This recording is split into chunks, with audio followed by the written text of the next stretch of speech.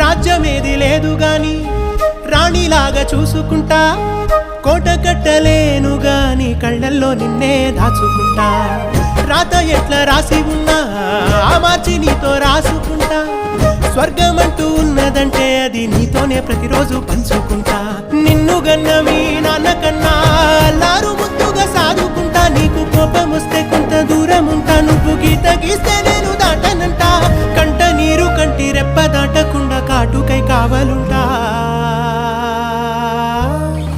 రాంబాయి నీ మీద నాకు మనసాయనే,